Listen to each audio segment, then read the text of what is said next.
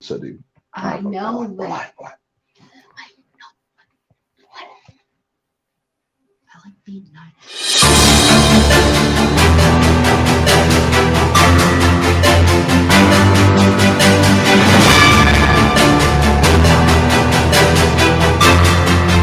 This is your weekly edition of News and Opinion, live with TJ Serletic, Tyler DeWitt, and Troy Ramsey.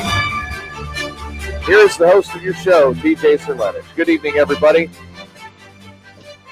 Welcome to News and Opinion, where we begin to look at what is going on with the political environment, what is going on in our country, what's going on outside of our country, and how things are being affected every day of the week, and put a common sense look to it.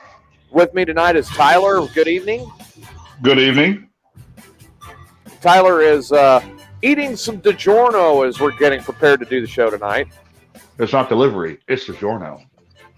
The first thing that we're going to do is we are going to shift gears and aim a little bit tonight to start it off with the energy crisis in the United States and what we are currently looking at with the new policies that were put into place in 2021 when President Biden took office, and how they are now, 2 years later, beginning to affect where we are at and what we are dealing with and what is going on, and how is it affecting the everyday, day-to-day American. We also have experts that have spoken on this, and they have had plenty to come back and fight with as far as all of this goes. This energy crisis has now taken us into the next level where we have plenty to be worried about at this point. No kidding, right? Currently, the energy crisis in the United States, it began with the basically the complete dismantlement of our energy infrastructure by the current administration. Uh-huh. And the Congress at large. So you have two different entities that are there right now that have taken this, they have pushed it to the breaking point. And here's what we're looking at now. We have power plants that are being shut down. We have power grids in multiple different states across the nation that are getting overloaded. We have rising costs of electricity. We have families that are now going without electricity because they cannot afford it. Yep. And they cannot afford to keep their power on. And we are watching just the insane inflation that's occurring at this point. Going to an area that both of us are very familiar with and going to the central Illinois region, let's look at that for an example, and the current power supplier there being Ameren of Illinois, and what has happened. With the intention of coal-fired power plants actually being shut down throughout central Illinois at this point. And more shutting down in 2023, which is going to cost people more jobs and cost us more energy issues. Exactly. And good evening, everybody. We're watching you here in the chat room. I'm sorry I'm not saying names right off the bat, but I wanted to get right into this because this is a pretty tough issue to look at to begin with. So what we're looking at and how this is now lining up and the way it's shifting into place is this movement was shutting down our power plants, and they are trying to, like Becky says, she is going to solar. You have a lot of people that are doing that, a lot of people doing things for individual, but the current power grid, the current administration, and a lot of the left liberals, very left-leaning liberals in Congress, are saying move to wind, move to solar. Here is the direct issue with this. The experts in the field, and not necessarily the oil companies, not necessarily the coal companies, the experts in the field, say, as an example, NRG, that runs the power plants, are coming out and saying, our infrastructure running the green energy that you want to do is not prepared, it is not proven, it is not available, and we are unable to sustain our power supply. Yeah, wasn't it just this past summer?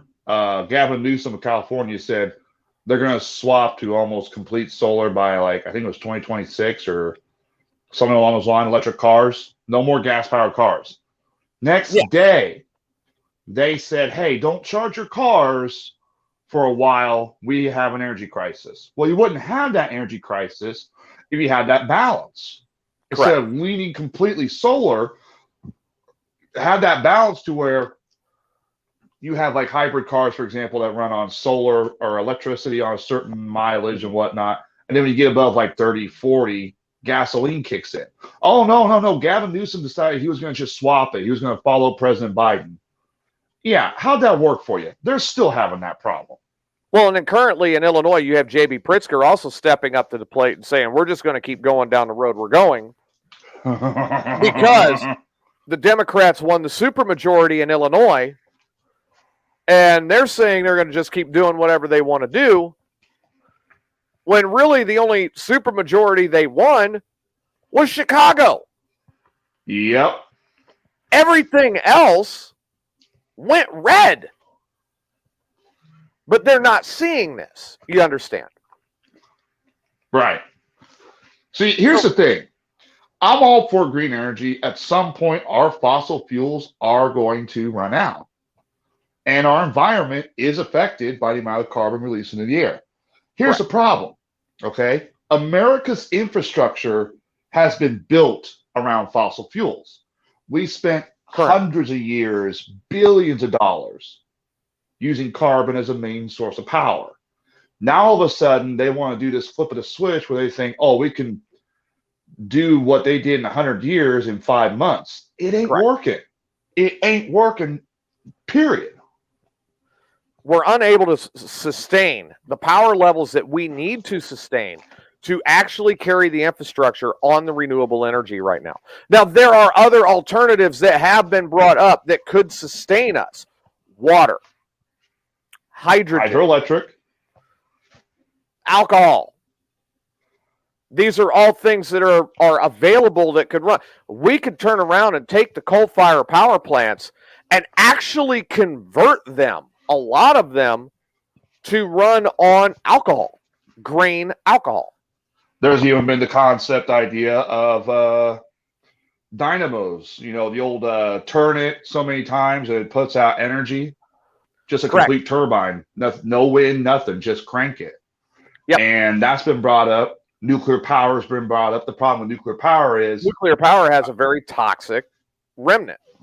And there's like 70% of the nuclear plants in the country are below code. Correct. The multiple different nuclear power plants in the country are currently below code. Yep. And they're not getting the funding to fix them up. Now, here's this article from CNBC that actually digs a little further into it. And CNBC actually reports that, according to the oil CEOs, they warn that this winter's energy crisis will be nothing compared to next year if they keep going down this same road. Europe's gas shortage is more than 90% full, according to the International Energy Agency. A large portion of that is made up of Russian gas, which is imported in previous months and will likely not be available by the end of winter of 2023. So basically, what you're seeing is, you think this winter is going to be expensive? Boy, I'm telling you, my power bill this month with Ambit, mind you, with Ambit, I signed up with Ambit. They do find you a cheaper price. My power bill this month, $269. Now, granted, 69 of that is to the old apartment because I had to pay what was left on that one. Correct. But 200, when this house should pull the same amount of electricity as my old apartment. Maybe a little more because I have a garage now, but still. You explain to me how this is fine. The American people want to pay more, not just at the pump, but also.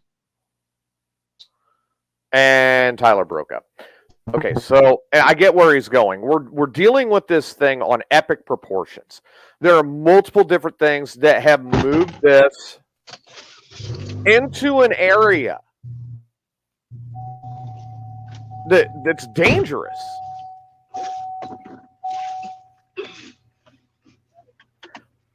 Don't let President Biden or AOC hear that car, because they'll come and confiscate it. It's not electric.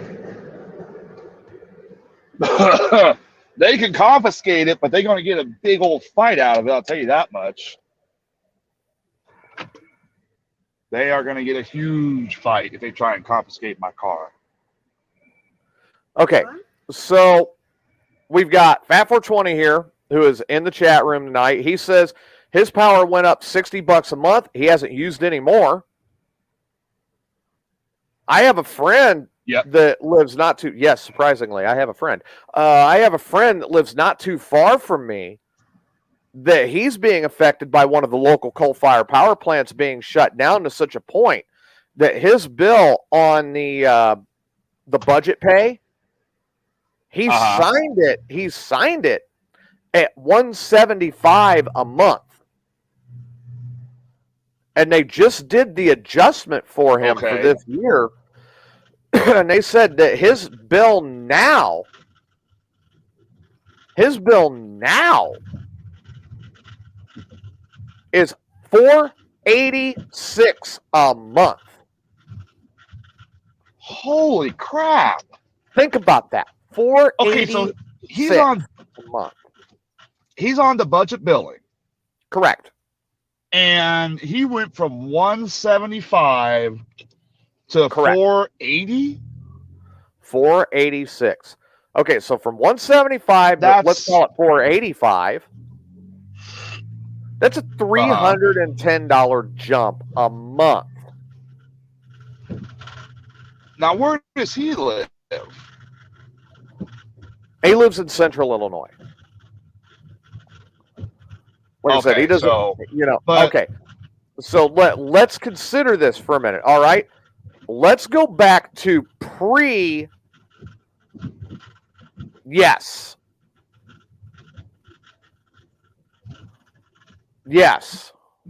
Irene, you're getting the idea now. Let's go back to pre-inauguration. He got a refund he signed for $175 a month, and at the end of that year, he got a refund credited to his bill by his power company. Okay. All right. Inauguration happened. I forget how many executive orders were signed overturning Trump-era policies on energy. I can tell you how many. One too many.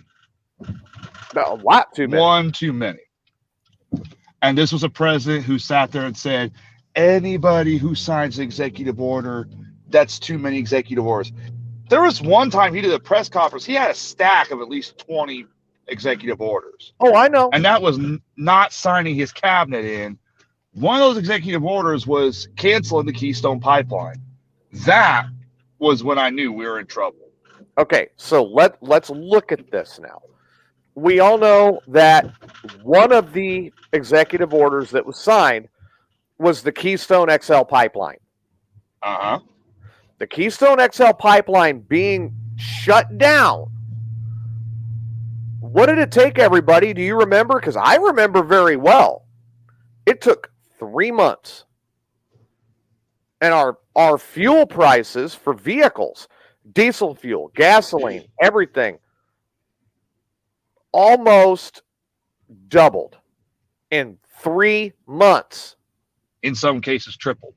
And in some cases, it did triple. Then he signed the order saying that he wanted to eliminate all coal-fired power plants and have the entire country green by 2025. Which is a pipe dream. You now have experts in every field That's the wrong place. telling him this is not possible.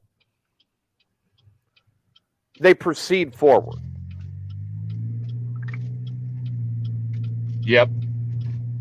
Springfield, Illinois is set kind of a precedent for most of the cities in the United States many years ago by buying out their own energy source and setting up their own power plant and actually providing their citizens their own power. Springfield, Illinois, again, turned around in 2018, I believe it was, 2017, 2018. And they bought a bond because they looked into green energy and discovered that they could not sustain the city on green energy, being solar farm, wind farm, either one. They could not do it. Yep. So they spent the money, they got a bond, they invested into their power plant. And when they invested into that power plant, they paid the money to bring that plant above all current EPA standards. It was completed 9 months ago. There was a little bit of a rise in CWLP costs to get that done. The Illinois administration and the United States government administration both walked into that power plant, said, this is not going to work. You either need to convert it to natural gas or find another way. After how much had been spent on this power plant? Well over $1 billion to bring it up to code. It is one of the most clean burning coal plants in the state of Illinois. And they have shut it down. And here's one thing a lot of people don't know is that we do have the ability to clean coal. We can burn what's called clean coal. That does exist. You know, you just run it through the scrubbers and it cleans off most of the excess carbon and you have clean coal. The problem is, even though it is a little more expensive because you have to literally run it through and clean it, and it takes like months to produce that, the Biden administration and many of the Democrats don't like it because of the fact it's like a defiant answer to their green energy crisis.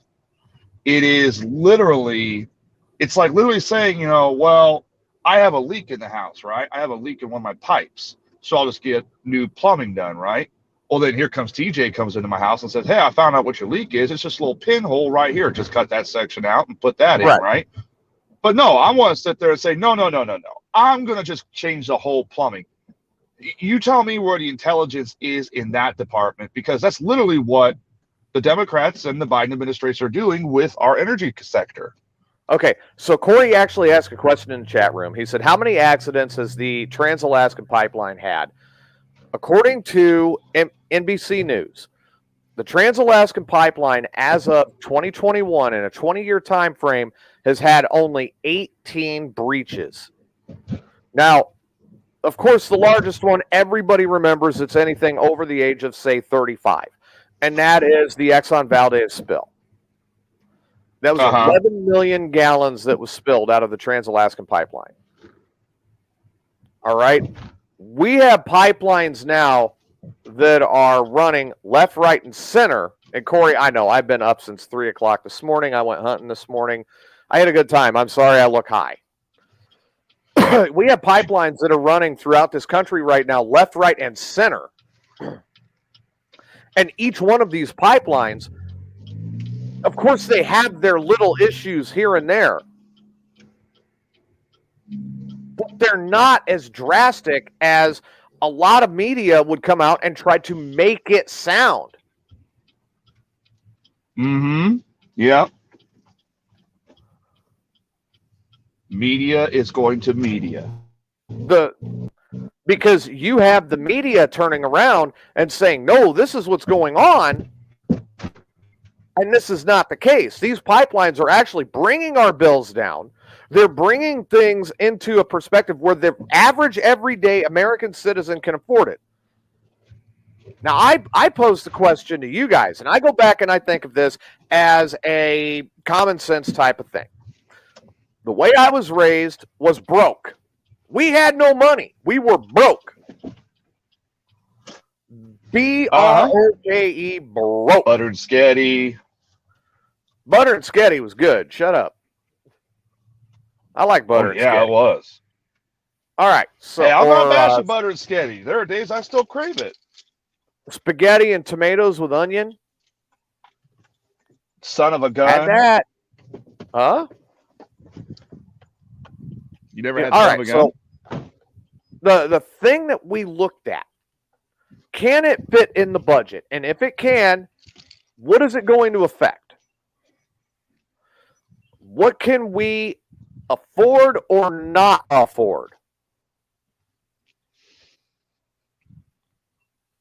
Well, okay. Corey, that was the new plant that they began construction on like 10 years ago. It was just completed. And like Becky said earlier, it began, that construction began in 2015. They completed it. And when they completed it, then the EPA came in and said, no, this plant is not up to standard. We're shutting it down. Figure out another way. Yeah, I remember that.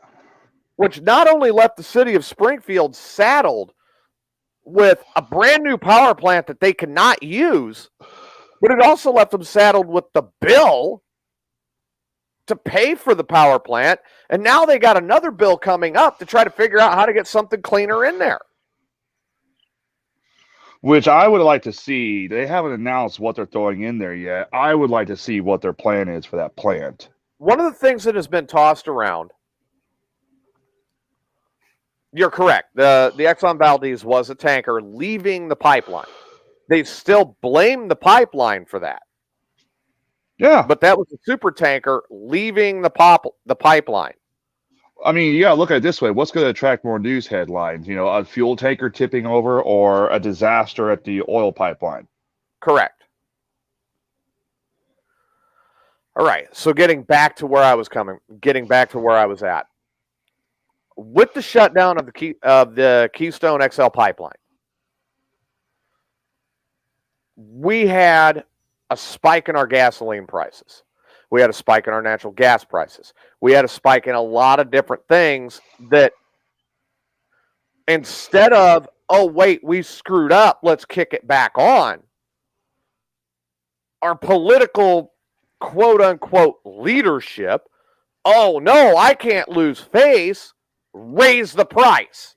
And it came back on the American people. We are watching in all over the country, especially in the Democratic states. And I'm not knocking Democratic states by any means. Please don't take this the wrong way. No, of course not. Fact.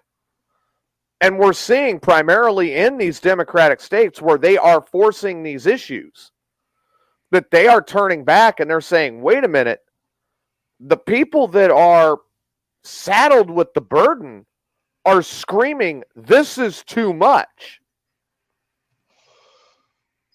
You have to figure out a way to carry the load so it is not killing the American people or degrading quality of life. And the problem is, since gas prices have risen, the administration doesn't even want to look at it because they sit there and say, you know, prices are coming down. Prices are coming down. Where? Where are they coming down? I can walk down here to the Casey's. It's like a block away from me. I can tell you what the price is right now. It's $3.89. Okay. Compared to what they claim it's going down $1.17. How long has it gone down $1.17? It's not. No, it's still there. And the one thing he could do, release the oil reserves, well, what does he go around and do? He sells it to China. Because that's a backwards technicality that we got to deal with. In the idea that he opened up the oil reserves, they had to sell it, Yeah. and China was the highest bidder. So it had to go to China. You know the thing that really kicks me? The Ukraine war. Ever since that started, he's been saying, well, gas prices are high because of the Ukraine war. Gas prices were climbing even before we went to war with Ukraine. Okay. Or before Russia went to war. I'm sorry. All right. So explain this one to me. I'm going to give you a comparison of two different states that I'm intimately familiar with, and I want to know where this works into play here. We're going to use Texas, and we're going to use Illinois. All right, and I'm going to use prices I have paid in the last 3 months. All right, where I know what they are. All right, the gas station that I use primarily when I am in Texas, current gas price for regular unleaded gasoline is $2.89 a gallon. I need to go get gas there. Current gas price for the gas station that I use close to my place in Illinois, I filled up yesterday at $4.11 a gallon. However, if you ask the administration in Illinois, they will tell you that they got rid of the inflation tax on gasoline to get it to that affordable price for you.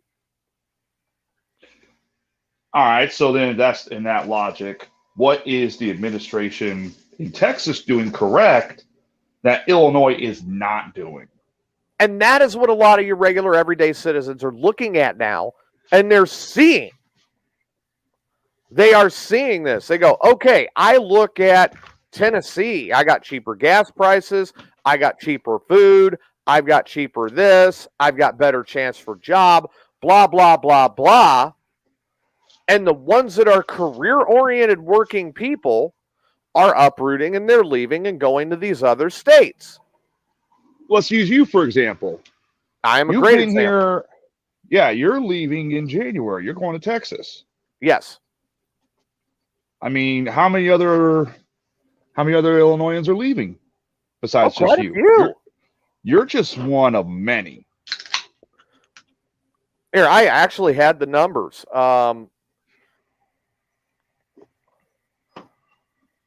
Yeah, you're absolutely right, Corey. The Dolman 5 was okay after the Sierra Club got involved. But the Sierra Club is just, all right, let's look at the Sierra Club as a great example while we talk about this energy crisis. They are a group of people that come out and they're all for the environment, the environment, the environment, the environment, the environment. And they scream about it while they sit in plush mansions, burning more power than I could try to burn ever in my lifetime, sipping on whatever expensive thing was brought in by a diesel truck, for crying out loud. And they want to tell me about my groceries, my gasoline, my energy, and how it's coming along? Yep. I have something that escaped. I can't say that. I want to say it. I want to say it, but I cannot say Remember, that. we're trying to make this a career. Trying to remain decent with this. The Sierra Club, they're a political entity, and that's what they're about. They're not about what they're preaching about. They're using it as a platform to get who they want in office. That's all they're there for. Yep. Okay. So I recently brought this up. This is the end of last year. And this one comes from the Illinois Policy Institute. Between July 2020 and 2021, more Illinoisans fled for other states than during any other year in recorded history. Now think about that. Any other year in recorded history.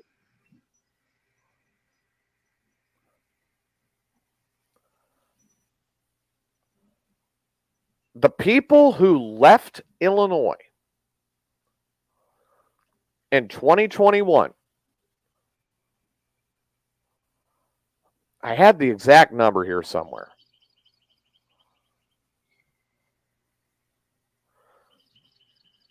Like Illinois has a shortage of moving vans. That's how many people have left.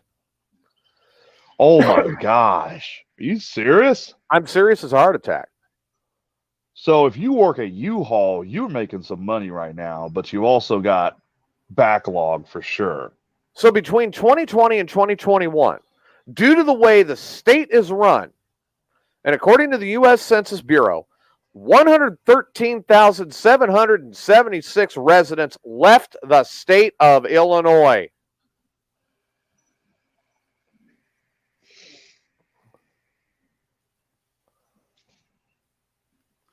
So I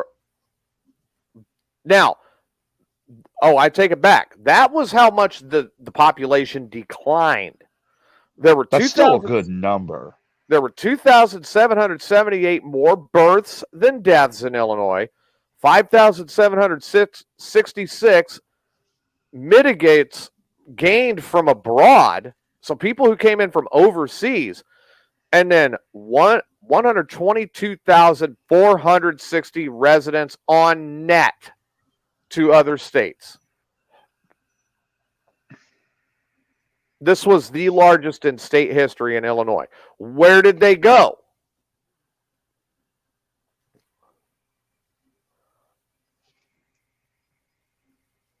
Oh, okay. We got it, 420. Where did they go? On average, Tennessee, Florida, Texas. They went to these states that are seeing the increases. A lot just jumped right over the state line, went to Indiana. A lot went to Missouri. But what is the key here? Some went to Iowa. You are now currently looking at, they left a blue state and essentially went to a red state. Adam says he went to Wisconsin. Yes, Wisconsin is a lot cheaper than living in Illinois. I won't argue. Yeah, it that. is. I could move. And it's not even just that. I mean, look at. Oh, go ahead. Oh, it's not even just that. It's also businesses that are leaving in Illinois. We talked about it a little bit last week. Like Boeing, Tyson Chicken just announced they're leaving. Caterpillar. All these businesses and jobs are drying up. Citadel, for example. All these jobs are just like drying up in Illinois. And when you don't have jobs, you're not going to have residents who want to live in your state because there's nothing to do here. Right. There's no way to make money. You can't make a career working at the McDonald's. You need careers first and foremost. And once these actual production jobs, such as Caterpillar, and if you look at Caterpillar in the early and mid 90s, during that strike, Caterpillar employed in the central Illinois region approximately 350,000 people. Back in the day, Caterpillar was the place to work at. Caterpillar was they were it. Yeah, if you got the Caterpillar, you were set. And as Caterpillar started shutting down plants, and they started shutting down every production and moving it to other states, moving it overseas, getting it out of Illinois, it eventually got down to the only thing that they've kept here that is solid, will stay here, is the foundry. Yeah. And the reason being is they have not found a high enough silica content in sand for their foundries anywhere else in the country to where they are satisfied to try to pour there. But you know, it's only a matter of time. Once they find a location that has a higher silicon content, they're out. Silica, sorry. Once they find a higher silica content, they're out. They will pull that foundry. Correct. They are already looking at alternatives for the parts distribution center. Did NAFTA have something to do with the move? Not directly. Actually quoted from Caterpillar CEOs and Caterpillar executives, the main reason for the move out of Illinois was Illinois politics and tax policy. Caterpillar World Headquarters is now in Irving, Texas, right outside of Dallas. Yep. Boeing, I think, went to Texas. No, Boeing went out east. Boeing went out east. Because there was one other company that went down to Texas as well because of the politics here in the state. I'm trying to remember who that was. Oh, during the 90s. No, actually. What happened during the 90s for Caterpillar, to kind of give you a history lesson here, Corey, is Caterpillar had the big strike that started in 1991. And, you know, a lot of people say it different, but I grew up in that era and I remember it. The strike was not completely officially over until 1995. You still had plants that were out. Now, they had partial work agreements or whatever as they were finishing up getting a contract, and the contract was ratified in 1995. Now, after that, and how much it hurt Caterpillar production, instead of having their factories in a right-to-work state or in a union state, they have actually moved to a right-to-work state. Now, right-to-work means that you could be a part of the union or not a part of the union. It doesn't matter. Yep. You have a right to work there. Uh-huh. At-will state means that they could fire you whenever they want to at will. You screw up, you're out. And what did Illinois just change over to because of the amendment? Illinois got rid of right to work, and they did get rid of at-will. Yep. So, if it is a union shop and it's locked down to union only, you're not walking in the door to work there. That is what Amendment 1 did in Illinois. So it limited the amount of jobs that are available for people to work. They cannot come in as temps. They cannot, if the union says no temps, no subs, no nothing. You're not going to get the benefits of the union unless you actually pay into the union now. Correct. And there's several unions, I think, that were for that because they were for the people themselves. But now this got passed and now that's out. It's like TJ said, you're not going to work there unless you sign up for the union, start paying union fees. Absolutely correct. Absolutely correct. So here's where people are really at this point.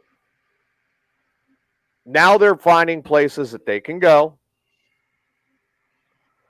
And they're going to these places to be able to work and support their families. That's the big one. Right. I mean, I am a truck driver by trade. I have a background in broadcasting. I love my years broadcasting. I still do the podcast because I did enjoy my time broadcasting. Mm-hmm.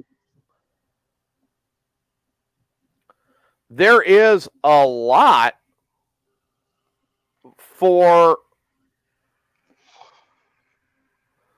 all sorts of things that I'm moving because, but not the least of which is my family.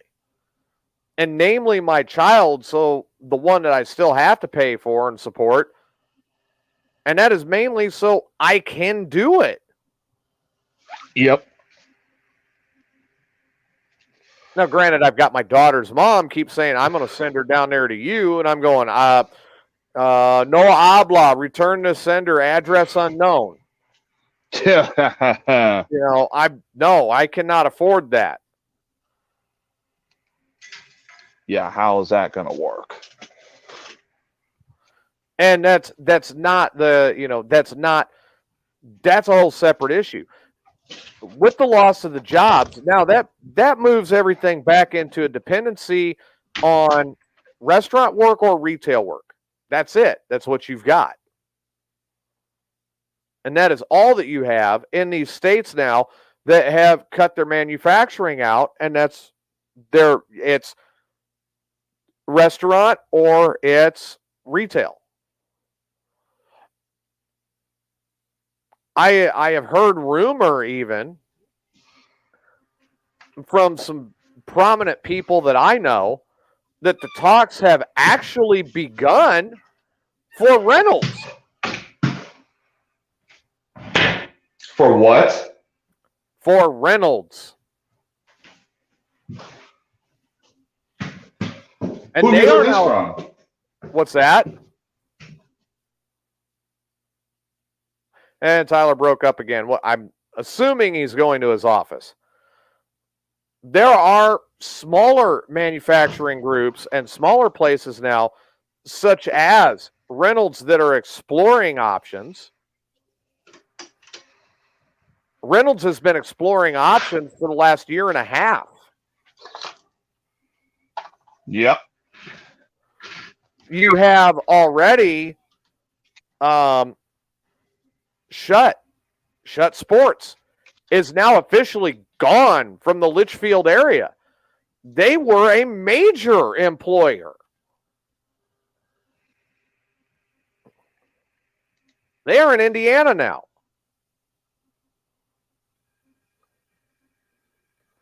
Mm-hmm.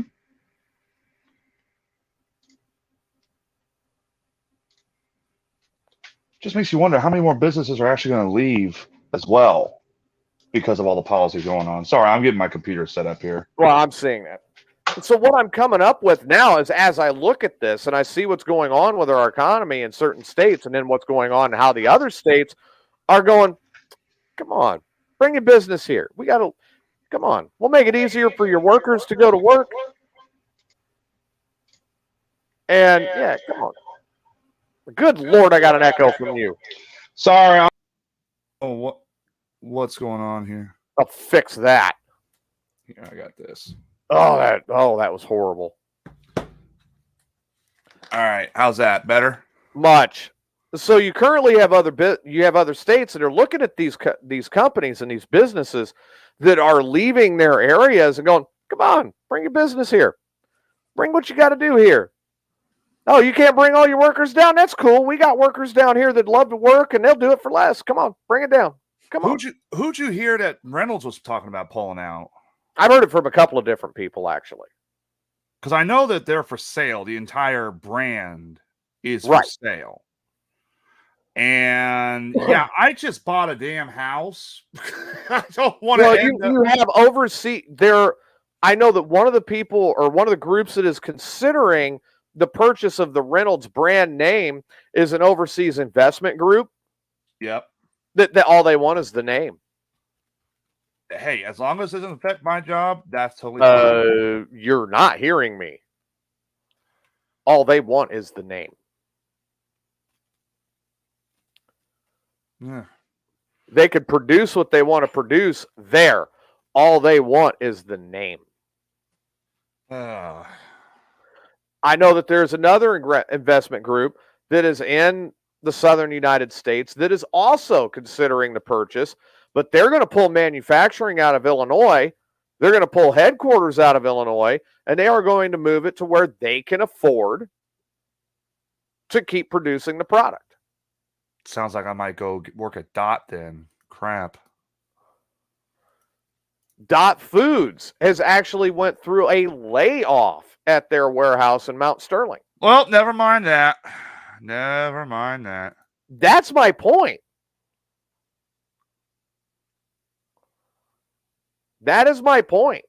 You are dealing with a major exodus throughout the entire state.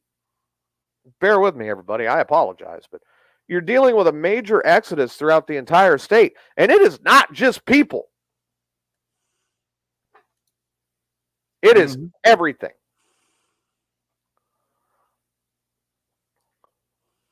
It is literally everything. Well, maybe we'll get lucky and Tesla will open something here, but doubtful. And you can hope for that all you want to. However, Elon Musk did open a Tesla factory outside of Austin. Yeah, he's not opening in Illinois. Never. He had a lot of people come over from California to go to work at that factory. He hired a bunch of them. And then he went through and he laid off 95% of the workforce in that factory 3 months ago. Tyler's in Jacksonville, Corey. There's no food warehouses in Jacksonville. I think he's talking about Mount Sterling. Might be. That's where Dot is currently. Right. So 95% of the workforce there, he laid them off. Tyler Berry has a grow Tyler house. Berry has a grow house and needs help. There you go. Is that for marijuana? Mm-hmm. Oh, there we go. I could work at a. You put a Mormon working In at a pot house. at Yeah. a pot house. Yeah. Rivian is always hiring, and Rivian has got a very bad where their predecessor, Mitsubishi Diamond Star, had a very impressive rate of keeping people and allowing them to work, and the union did a lot of good there. Rivian does not have the UAW in there, and they'll fire people just for breaking wind the wrong way, and it offends the wrong person's nose. Well, I ain't working at Rivian, then that's for sure. I mean, that's even a deer could walk in there and get fired. And then they keep other people because it's good for their equal opportunity demographic. They keep them working there when they really shouldn't even be in the factory environment in the first place. So this is my concern with the whole situation. And I think we both know the answer to it. I think our audience knows the answer. How long is it going to be until Illinois finally realizes they've got to change? The Democrats in Illinois got to change. And you and I both know the answer is never. Well, I mean, do you want my honest answer? Yeah, go ahead. I believe the Illinois politics will get figured out about 10 years after Maricopa County gets all their stuff together when they're counting ballots for elections. I don't know. If it's not Chicago, it don't matter to me. That's what it seems like to me for Illinois. Corey, I'm not disagreeing with that, and I don't work for a union. I'm an individual that's very anti-union, if you want the honest to God truth. I don't work for a union, but I have no problem with a union. There are some jobs I've seen that, yeah, a union would benefit greatly. And then there's others where I'm like, no, not really. So, yeah, I think there is a better chance of Maricopa County getting their election count in on time than there is of Illinois politics ever being figured out. I don't think it's going to happen. Personally, I don't think it'll ever happen. I think Illinois is going to continue running down this toilet, and it's going to continue getting worse and worse and worse. The only way I see it working and changing is if Chicago loses power. Well, that's not happening, and that's the kicker. No, it's not. So then you continue to get screwball ads like Lori Lightfoot. I'm delivering. You got my order wrong. I didn't want pineapple on my pizza. So, I mean, you're going to continue to get ads kind of like this. Oh, no. Well, there you got far left Chicago Mayor Lori Lightfoot. Sorry about that. Has Lightfoot done anything? Given the mess she was dealt, Lori's delivering. And she was cool during COVID. No. Hey, did you order thousands of new jobs? Where are the new jobs? Where? They're No, leaving. where are the new jobs in Illinois? And she says that. And a pepperoni? No, I With wanted pineapple, of sausage. course. I wanted What did she something. delivers? I mean, my God, how much more of a ridiculous campaign ad could this be? You want thousands of new jobs? Oh, yes. I wanted people to go spend millions or thousands in college and end up working at the Walmart or the Target or the Pizza Hut. I've heard this from multiple different people. Oh, we got more jobs. We got more jobs. We got more jobs. I go back and I've asked many of these folks that are very much promoting the left. And I say, okay, yeah, fine. We have new jobs. What kind of jobs? I never get an answer. Here's the thing, and this is the problem I have. Are there jobs here? Yeah, if I want to go pump gas, or if I wanted to go sling burgers or work retail. Correct. We don't need jobs. Illinois needs careers. That's a job where you can get at and you can work hard and literally excel in and progress. Correct. Not be stuck in a rut. Oh, I'm the regional manager of Dairy Queen. Oh, how much you make? Not enough. Oh, yeah. Well, Corey's right here. He goes, don't get me started on the college kids working at Target. hey, I'm not going to argue with this. Hey, Corey, I was one of those college kids that worked at Target. And the only good thing out of Target was I met my fiance. That's it. And he went from Target to Reynolds. Yeah. You can tell how well that went. Was that really a step up? Hey, I wasn't pushing carts anymore, having to deal with some lady. Do you have a Furby? It's the latest holiday toy. If I don't get it for my daughter, I'm going to fail her as a child. Well, have you tried Amazon, lady? Has Lightfoot done anything? Give her No. the mess she was dealt. Lori's delivering. And Delivering what? I mean, it's been insane. This is how she's kicking off her campaign. This is her actual campaign ad. And she's up for election, what, February? Yeah, it's coming up pretty quick. Oh, my gosh. I actually want to look up what her standing is real quick. This Hang is on. going to be such an unprecedented disaster. Lightfoot polls. Let's see. Personal responsibility. Get a degree that will pay you to live the lifestyle you want to live. I'm not, again, Corey, I'm not disagreeing with that. We about to get a new mayor. Currently in the standings, I'm gonna tear his name up, and I'm sorry. Chuy Garcia is leading, followed by Chuy Garcia is looks like he's a Republican.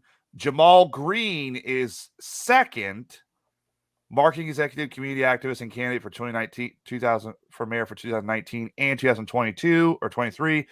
He is an independent. Then you have this Brandon Johnson who's running as well, followed by Lori Lightfoot. She's in fourth. Oh, no, I'm sorry. She's fifth because there's Bradley Laberman, who's an actor and a realtor. So An actor. she's losing to an actor. She is in fifth. She ain't going to, unless she does something. I mean, you also got to remember, too, this is the mayor who cost Chicago the Bears now, for crying out loud.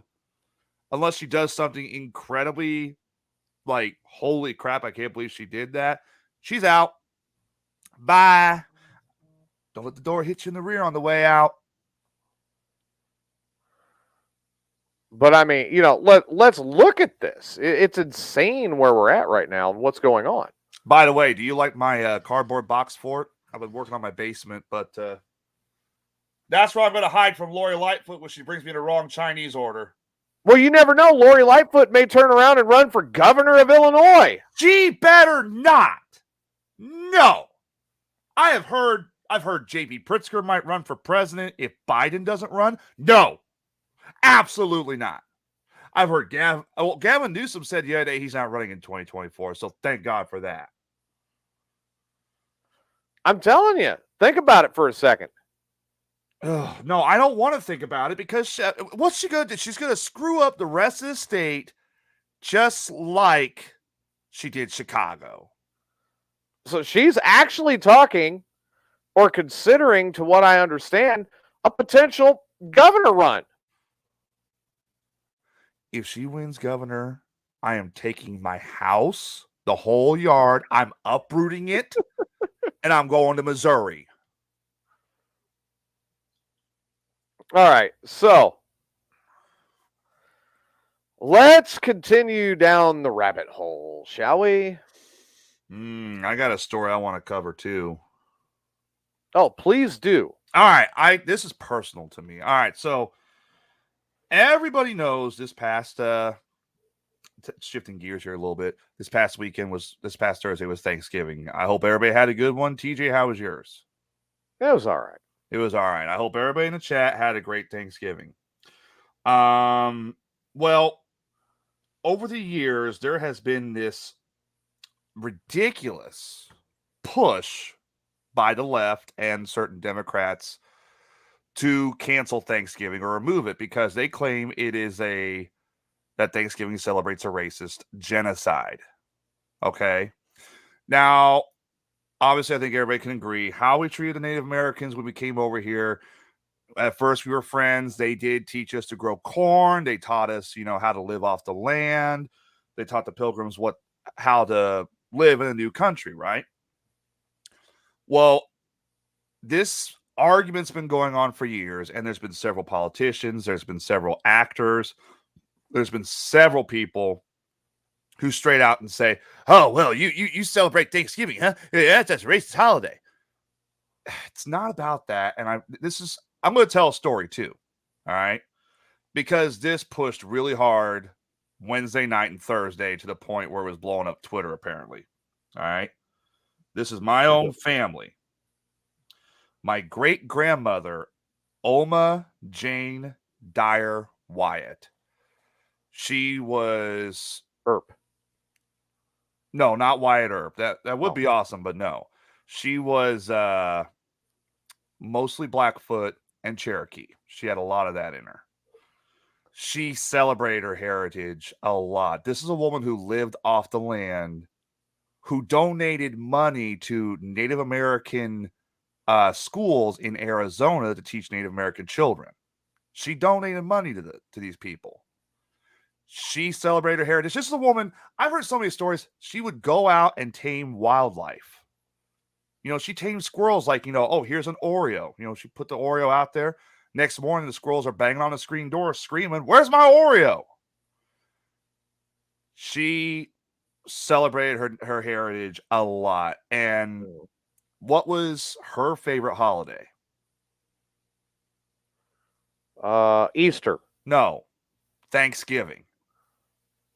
She celebrated Thanksgiving because that was what she thought was her time for tradition and for family to come together.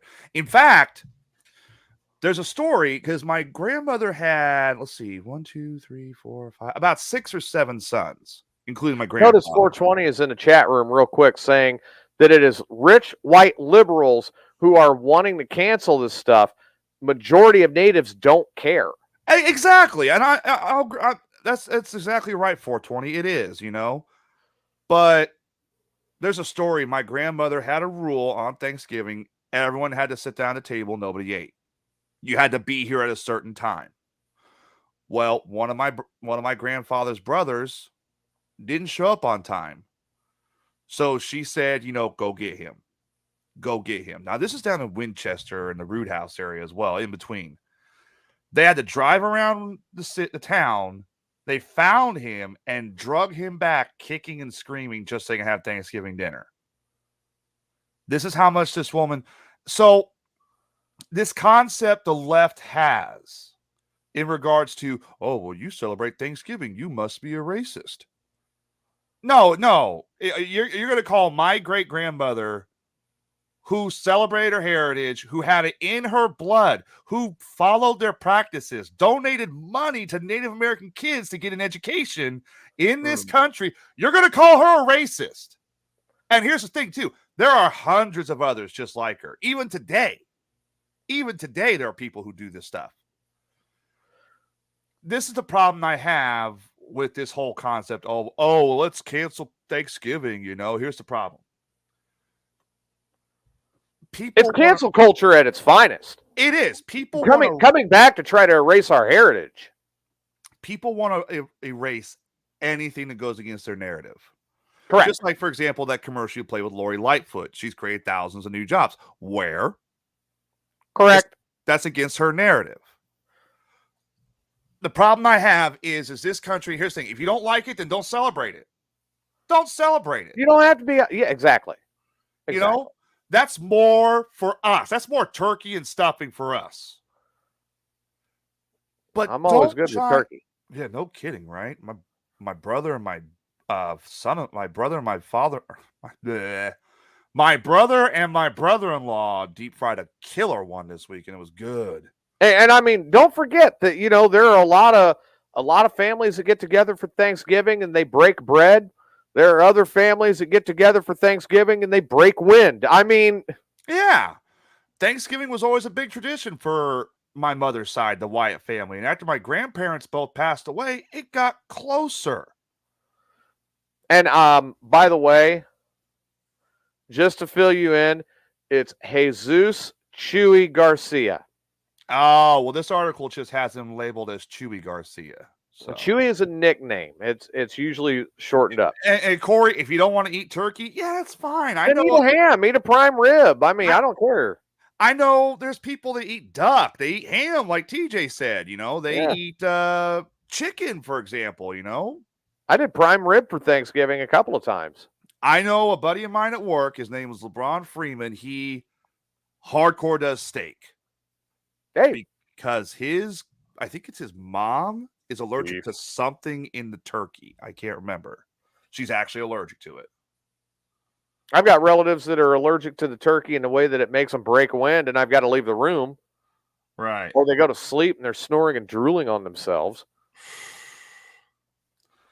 So in light of Thanksgiving, and you know what? You're right. It is the cancel culture coming back.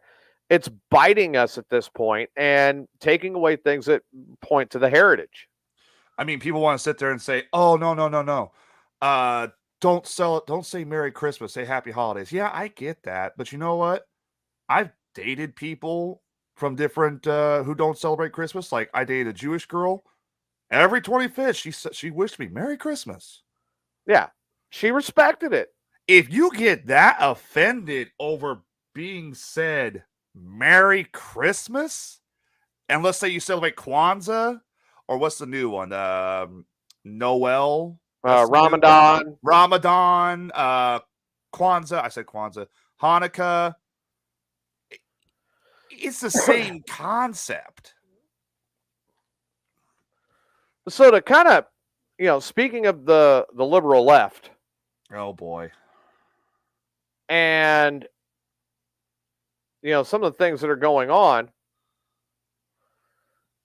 we know that there was this mass shooting last weekend at an LGBTQ nightclub in Colorado Springs.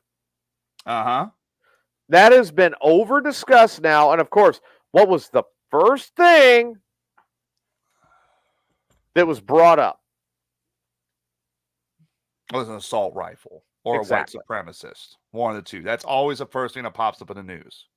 So President Biden goes on record on Thanksgiving Day as saying, I'm gonna throw a fit on this one because I heard it and the idea we still allow semi-automatic weapons to be purchased is sick, just sick. I'm going to try to get rid of assault weapons. So you're gonna ban shotguns, single shot, black powder. Technically, a bow and arrow would be considered semi-automatic. You're going to ban crossbows. So how are people like TJ, for example, going to hunt deer? Are they going to have to chase after it with a long sword? No, you stupid idiot. And here's the thing, too. It wasn't even an assault rifle. It was, obviously, yes, it was shaped. I'll look up what the gun is right now, so I forget what it was. It was one of those guns you get. It's a long rifle designed to look like an assault rifle. Hang on. It's the weapon used in the Colorado. I hate this guy. Colorado. I'm Nightclub shooting. riled up with this. No, we're not done here. I hate this guy. When he does this stuff, I hate it. All right. An assault style rifle. Oh, this is CNN. Who listens to CNN? I'm getting this off of AP. Yeah, I want AP. Where's AP? All right, so he used the pistol. All right. I can't even find a weapon, but I saw what it was. It was like a 30-06 or something, but the frame was built like an assault rifle. You see these guns all the time on like Shields, Dunhams, and stuff like that. Correct. But this idiot wants to immediately label it an assault rifle because, oh, it fits his narrative. That's the crap I'm talking about with the whole cancel Thanksgiving, with Lori Lightfoot bringing jobs in, because he don't know what he's talking about. He don't even know where he is. I hate this guy. When he does stuff like this, oh, a 9mm, look at my eyes, a 9mm will blow your lungs out of your body. Now, TJ, you and I are both ex-military. We're both ex-military. Former military, not ex. We're former military. A 9mm will not blow your lungs out of your dang body. No. It will take matter out of it. It will puncture a hole in it. But I would rather be shot by a 9mm than a 30-06 or a 308. I'd rather get shot by a 5.56. But no, this idiot wants to fit his narrative. Did you order thousands of new jobs? No, because he didn't bring them. And that's pineapple pizza. Get out of here, Beetlejuice. Oh, I can't. I really can't. I want to cuss so badly right now, but I know we're trying to get syndicated. I hate it when they. I eventually would like to get this show sponsored, but listening to you go off is just as good. I hate it when they want to paint this to their own damn narrative. Oh, it was an assault rifle. It was an assault. Do you remember the nightclub from like 4 years ago? By the way, now President Biden also had a quote that the gun violence and the mass shootings that have happened, and it's been 2 this year? That's been it? 2 or 3. Yeah, it is the scourge of gun violence. And his go-to answer is to zero in again on yet so-called assault weapons. Yeah, which how'd that work when you passed the crime bill? Here's another news flash for you. You didn't pass the crime bill because you were an idiot. You were an idiot. Your constituents, everybody else that was working with this on this bill, you weren't the only one on this bill. So don't sit there and say, when I got the guns passed in 1994, you didn't. And you know what? It's also like, for example, this shooting that happened, what was it, in Virginia a couple weeks ago? Yeah. He wanted to go out there and Newton, say, Connecticut. Oh, no, wait. No, Newton, Connecticut was 2012. Well, it was a shooting out east. I remember that much. It was on the East Coast. The kid walked around campus with a handgun shooting people he didn't like. All right. He'd had like some kind of issue or something like that. It was a tragedy, yeah, but what does this guy do? He does exactly what Biden's going to do. He's waving red bodies around, using them for his own measure. Assault weapons need banned. That was a pistol. You blind, ignorant, stupid old man. Somebody send, I really hope, I don't care who runs in 2024. I want him out. Now, because I can't take the lies or the BS this creepy old man says. And even when he walks, it makes me mad. It pisses me off. The Democratic-led House passed legislation in July to revive a 1990s-era ban on assault weapons with Biden's vocal support, and the president pushed a ban nearly everywhere that he campaigned this year. And it died in the filibuster, thank God. I love how he gets so worked up. I hate this guy. I hate it when he does this stuff.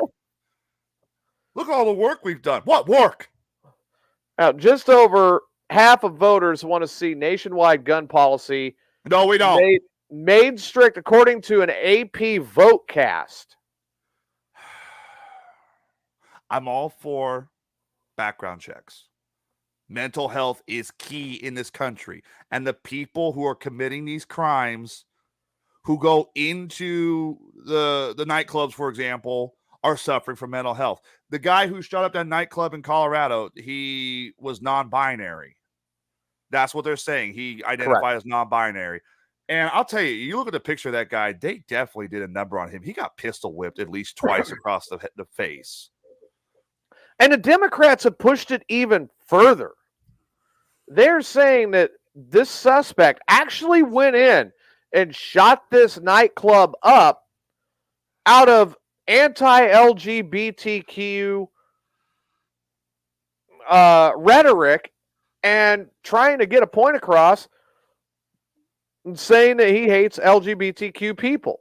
Okay, now I've said this on multiple different programs, and I'll say it again. I have no problem with any of these people the one thing I have a problem with is not letting kids be kids. Keep it out of our schools. Oh, like the article Becky sent a while back about the Correct. whole. Yeah, that book. I'm actually going to order The it. book is disgusting. I'm going to order it, and I don't know. We can't show it on here, so don't worry. No. I'm not going to order it. But I've seen clips of the uncensored version, because there is an uncensored version. Yes, I saw clips of that. First problem. If you put a book out, whether it's for kids or not, if you have a censored and an uncensored version, this book is not meant for kids. Tell you that right now. Okay, so here we go. Let's go over this. Tuesday, 6 people were shot dead in a Walmart in Virginia. And that was because the manager, I saw that. That was because the manager was going through a lot of emotional stress.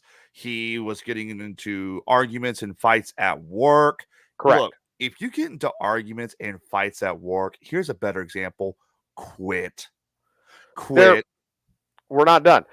Over the past 6 months, there was a supermarket shooting in Buffalo, New York. I remember that one. That was one of them, yeah. You had the massacre in Uvalde. That was horrible. That was horrible. And you had the 4th of July killing of revelers in Highland Park, Illinois. Which, again, here's the thing. I'll say this right now. Chicago, strictest gun laws in the country. I conceal and carry. I can't take my gun up there even with the license. Correct. But they have the highest gun violence laws in the country.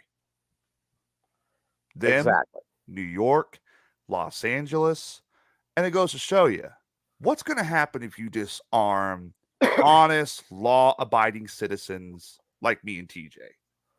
Well, let's look at that for a second. Okay, Virginia. Virginia does have very strict gun laws. Here, I'll be right back. I got to look for something real quick. Go ahead. I got my New headset York, on. Illinois. The two that do not, Colorado and Texas. So it doesn't matter where the gun laws are at, everybody. It can happen anywhere. And nobody's grabbing a hold of that and looking at it and going, wait a minute, it can happen anywhere. So you have the right saying, wait a minute, we really need to get back and comprehensively study this because it can happen anywhere. The left comes out and says that the right is promoting this to promote their anti-LGBTQ policies, and they're happy about the shooting in Colorado Springs. What? No, they're not. No, they are not. Okay, everybody on both sides of the aisle agrees. Everybody on both sides of the aisle agree. Wait a minute. No, this is tragic. Something does need to be done.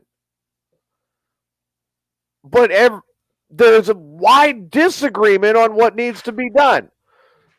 Your left-wing liberals are saying more control, more laws. The right is saying, wait a minute, dial this back a minute, because what you're doing isn't working. We need to look at this and what is going on.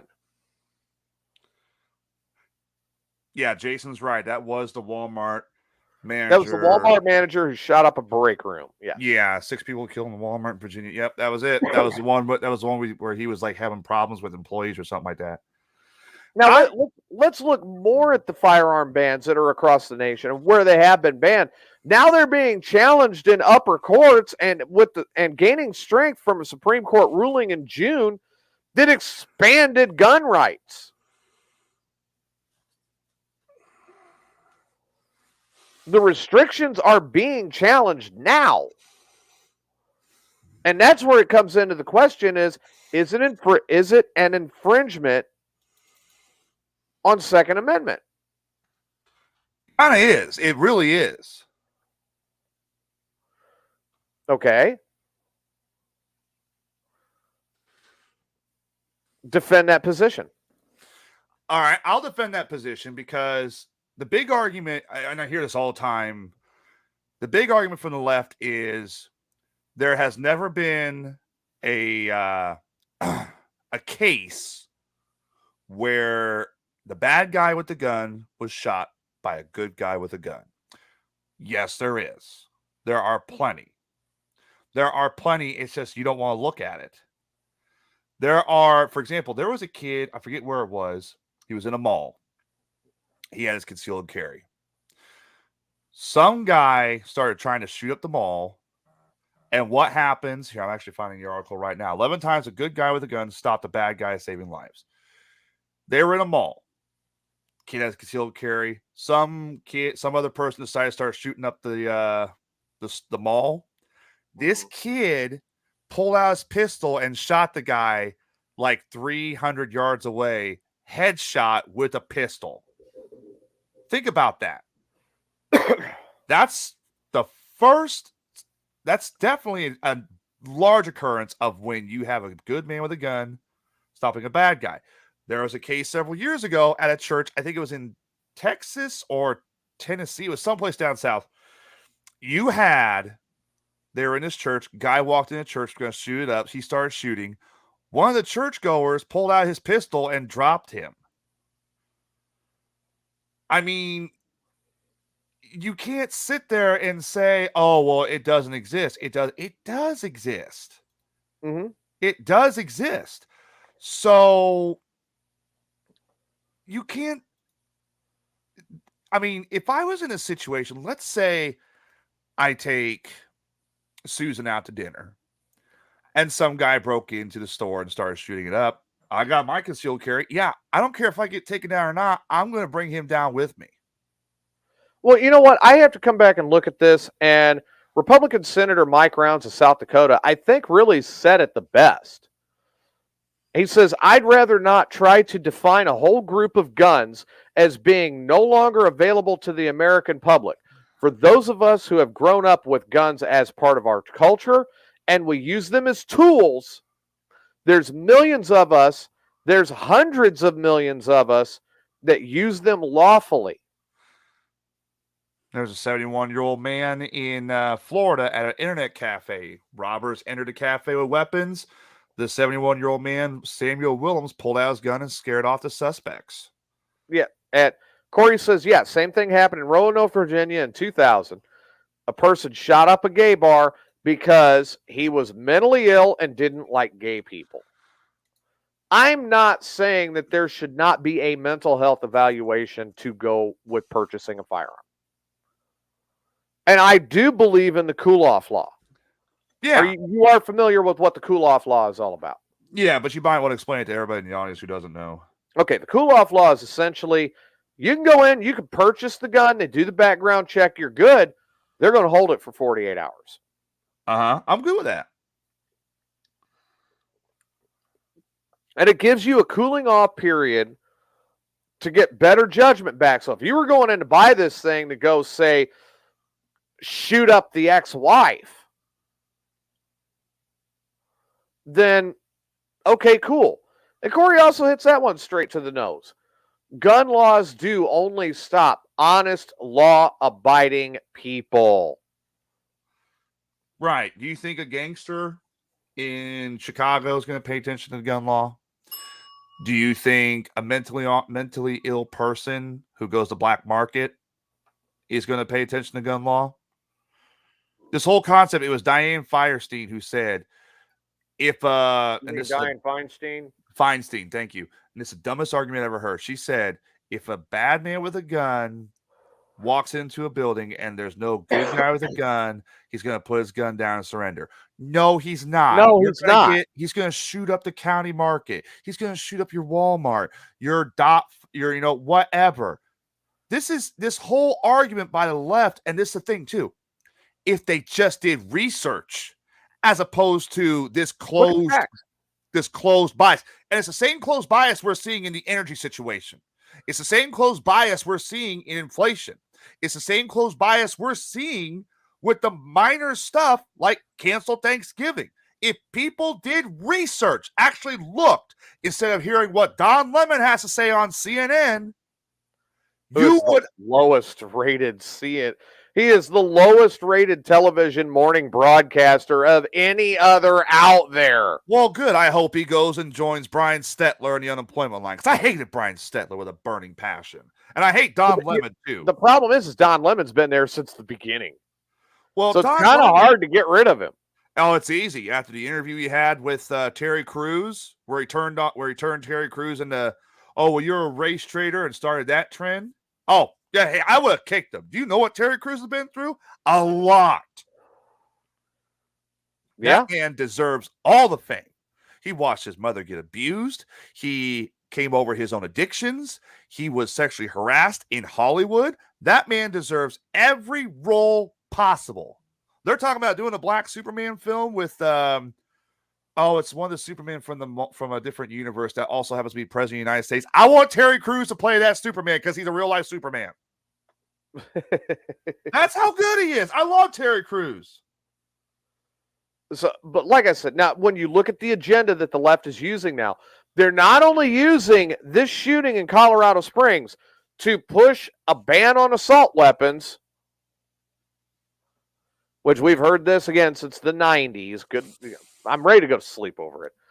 They are also now using it to attack the right and say the right is anti-LGBTQ. All right. I'm Mormon. I'm a moderate. I'm an independent. I swing Republican 9 times out of 10. I have no problem with anybody LGBTQ. None. I have friends who are LGBTQ. I have family who are LGBTQ, cousins. I have no problem with them. You do you. You do what you feel. Don't sit there and put on a mask and pretend to be somebody you're not, because you know what happens? Look what happened to Robin Williams and Jason David Frank, the original Green Ranger. They Correct. died because they were trying to be somebody they're not. They weren't showing who they were. They put that fake mask on, pretending to be happy. Be happy. Now, here's the kicker to it. And I rewind and I want this evaluated here. They scream anti-LGBTQ policy from the left or from the right. You have a lot of southern states that are passing things. I've had a chance to research a lot of this and go back and read it. And I've gone back and read it again. The main focus is to keep things like Pritzker's favorite book out of the schools. Yeah. Corey says it right. Better to be judged by 12 than carried by 6. Precisely. I don't know. It depends on the day. And what you're being judged for. Right. Now, if I am being judged for trying to leave the state of Illinois and I'm getting judged by 12, You're done. I have a finger and I'm happy to go ahead and fly it so everybody understands why I'm leaving. You're done. Yep. I'm leaving because of high tax rate. I'm leaving because of control of one region of the state and a refusal to relinquish that power. I am leaving because I get campaign ads like this. Hey, did you order thousands of new jobs and a pepperoni? No, I ordered sausage. Quit coming to my house. I mean, my God. There are reasons I'm leaving. I can't wait to see how she's going to flip out when she loses. Yeah, exactly, Corey. If you don't like a firearm, don't own them. Right. It says you have the right to keep and bear arms. There's nothing in there that says you have to have at least one.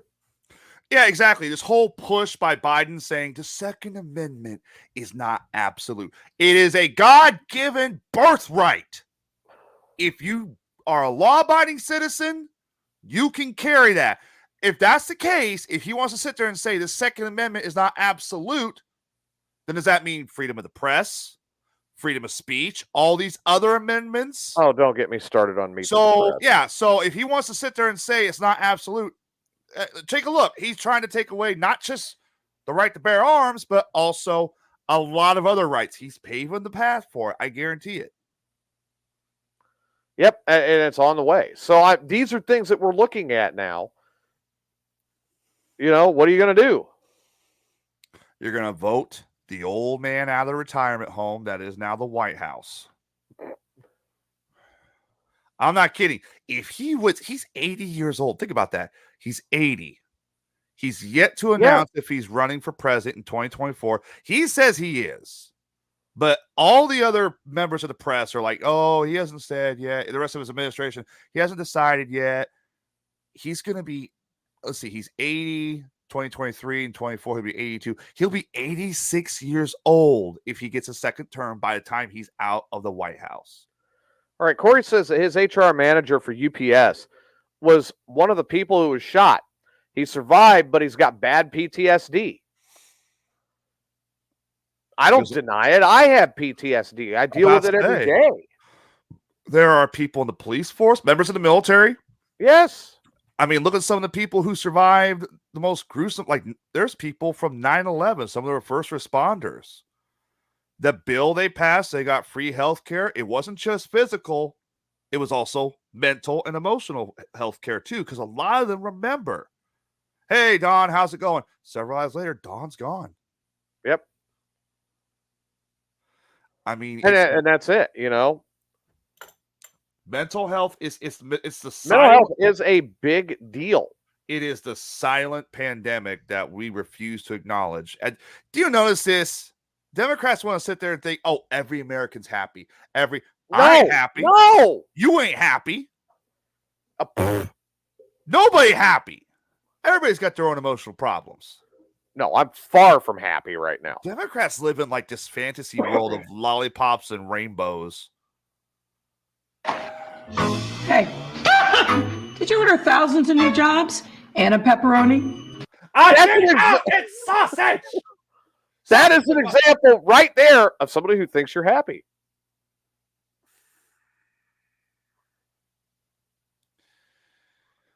That is the single most ridiculous ad I've ever seen yet. Oh. An ad for car insurance could have done better than that. An ad. Yeah. Next thing you know, you're going to have Lori Lightfoot getting represented by the Geico Gecko. Dude, would you just say thousands of dollars on car insurance? And get thousands of jobs in Chicago. Oh, switch to Geico and support you. Yeah, I'm more of a State Farm guy. I have to go look for something real quick. I'll be right back. I'm sorry, man. All right. We also have going on in this country right now a supply chain issue. Currently, the supply chain issue is backing up orders beyond all recognition for anything that we have going on right now or anything we've ordered. Amazon has taken anywhere from 3 days to 2 weeks longer to get things to you. There are businesses that have been waiting on supply chain to get caught up for several months. Where's the supply chain shortage coming from? Oh, well, it's actually boiling back to our low energy resources and our inability to keep diesel fuel in the pumps. Because what does most everything move through this country by? Diesel fuel. Big shock, right? That's just one of the several things that is going on that people are not getting, but we're getting sidetracked by old political agendas that have been going on for the last 20 to 30 years. And now you have people that are not educated in the issue sitting down and making decisions. And they're doing it based off of, oh, that one is going to give me this. That one's going to give me that. Do you know there's the potential for a train or rail car strike? Yes. Actually, I've known about this for a couple of weeks. The railroads are actually talking about striking because they have not received ample compensation to continue running for nearly a decade. Right. And There's a coal shortage currently. There currently is, yes. So Because you got the miners on strike.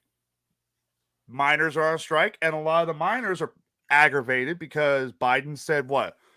In October, we're going to shut down the coal mines next. Yes. Oh, they weren't happy about that. No. Oh, but what really got Biden into office? The unions that support the rail system, the mines. Yep. Pete, I'll tell you what really aggravated me is when he sat there and said, "Oh, we're going to keep fracking. We're going to keep fracking." No, we ain't been fracking for a while. Did you hear Fetterman? Yeah, I support fracking. Yeah. I support fracking. Yeah. After 3 years of you saying that fracking was horrible, and then your acceptance speech, he follows it up. This guy is the next Biden. He is. That's what goes wrong with Biden. Biden must have had a stroke at some point and not acknowledging it. Fetterman sat there in his acceptance speech. The only thing better than the Eagles are the Eagles. And you heard the audience like, what the hell did he just say? Okay, yeah.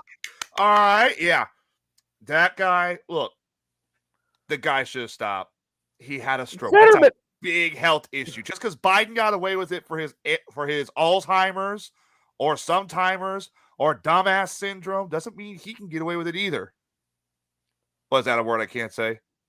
Yeah. Oh, sorry. Sorry. I mean, for crying out loud, Fetterman actually gets out there for years and years. Fracking is horrible. Fracking is bad for the environment. We need to stop fracking. Fracking is hurting algae. I mean, I don't know. Whatever excuse he used, stop fracking. And during his acceptance speech, I support fracking. That was at the debate with him and Dr. Oz. Yeah. Which was a So, now you support fracking? Okay. They still voted him in. Oz wiped the how? I don't know. But things like that are actually I take it back. I think I've got an idea. My friend Pete, God rest his soul, God bless him, actually made a point on Mayhem quite a few months ago before he passed away. And I have to agree with him. Too many people walk into the booth and they make the decision on the representatives for this country and for themselves based on a letter. Mm-hmm. Some choose the letter D. Some choose the letter R.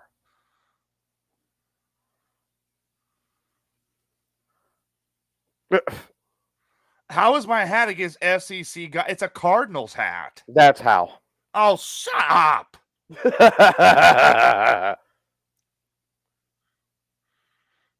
But they walk in and they look at that. Uh-huh. And they see D and they see R. And they make their decision based on that. Now, a lot of the younger generation, me being a Gen Xer, Tyler being a goober millennial. I'm not, and I fall like in between. I'm a Gen Xer and a millennial. It's like there's no definite answer on the cutoff. But the fact is, I renounce my millennial crap. You're a millennial. I'm not a millennial. Don't you put that evil on me. You're a millennial. I refuse to acknowledge the millennial bull crap. However, you have a lot of the younger generation, a lot of the millennials, a lot of the Gen Zers that are going in there, and because they heard whatever representative from the Democrat Party is going to give them free stuff, they're automatically punching that D ticket, that Democrat ticket. Right. Like, look, for example, during the midterms, Biden was pushing for paying back college debt. Yes, he was talking about the college debt relief. And then as soon as the midterms were over, reverse that stance. Yeah, he's talking about paying off college debt, which, number one, even Nancy Pelosi was saying He can't do that. He can't do that. That's bribery, in my opinion. We have several crises that are going on in this country right now that nobody's sitting down and talking about. The energy crisis. Mm-hmm. This is huge. Nobody's talking about it. The supply chain crisis.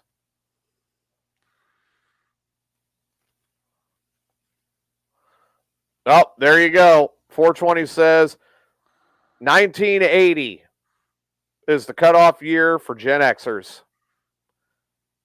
You By were the born way, what year? I was 85. Millennial.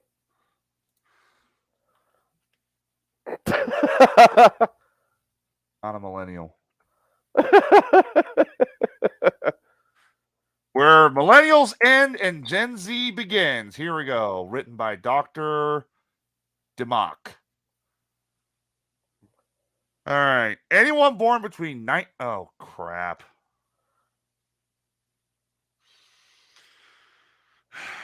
Anyone born cannot between renounce it. 1981 and 1996, ages 23 to 38 in 2019 is considered a millennial. Shut up! I renounce it. Because all I ever do is hear them complain. The millennials, the Gen Zers, the millennials not so much. Millennials are starting to wise up. And they're looking back and they're going, wait a minute.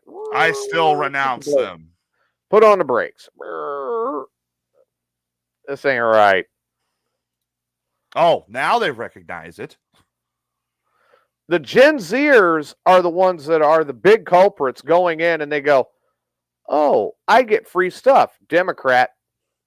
Oh, I get free college if I vote for a socialist. You know Correct.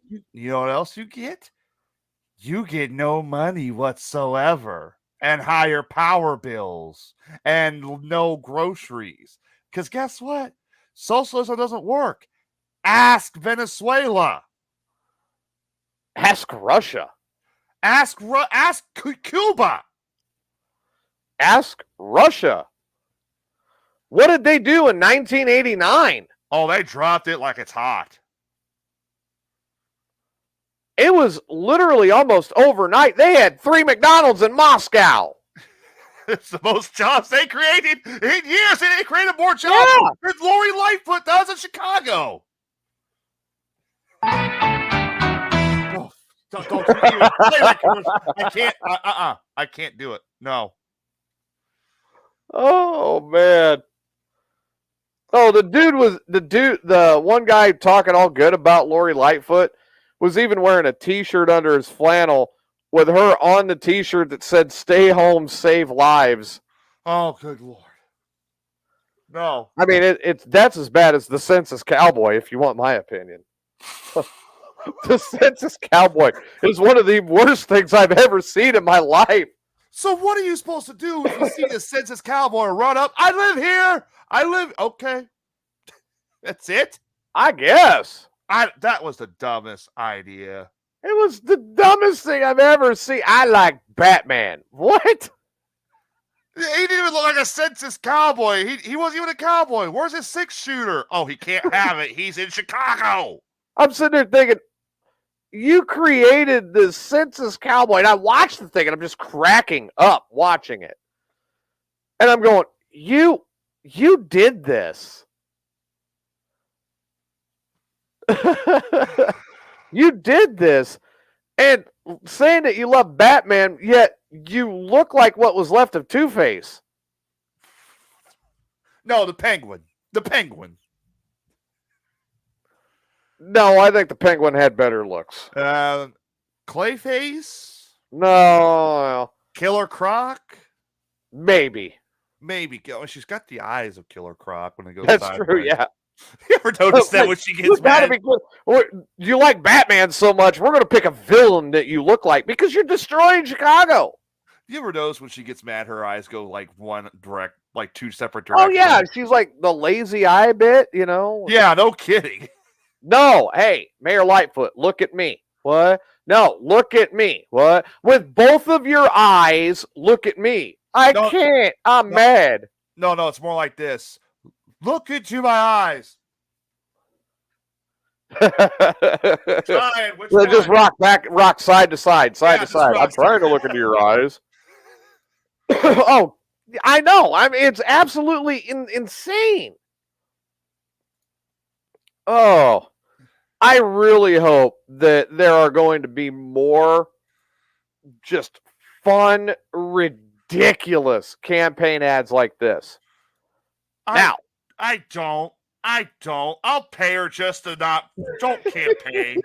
Tell you what. I really hope there's more because I want I'm going to have so much fun making fun of these. I can't wait. I to see what the really next one's am. Gonna be. I can't. How much money in taxpayers' dollars from Chicago did she spend to make that ad? I don't know, but it's funny. You know, there's somebody in Chicago who's starving right now, and that ad just played, and they're just sitting there thinking, I paid for that pizza. Why can't I get it? I don't care what's the wrong one. Now, speaking of, this first aired on Twitter.